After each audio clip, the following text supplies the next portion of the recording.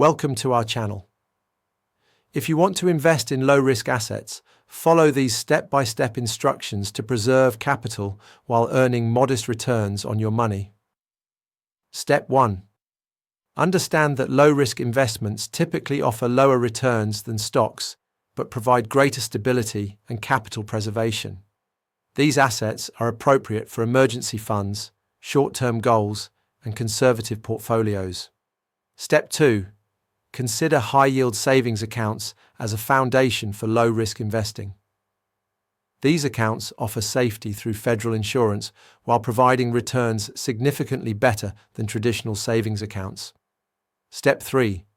Investigate certificates of deposit which lock in specific interest rates for fixed periods. CDs work well for money you won't need for months or years, offering guaranteed returns higher than savings accounts. Step 4. Explore short-term government bonds and treasury securities, which carry minimal default risk backed by the full faith of the government. These securities provide predictable income with very low credit risk. Step 5. Research money market funds that invest in short-term, high-quality debt securities. These funds maintain stable values while providing liquidity and returns better than traditional savings accounts. Step 6. Consider investment-grade corporate bonds from financially strong companies.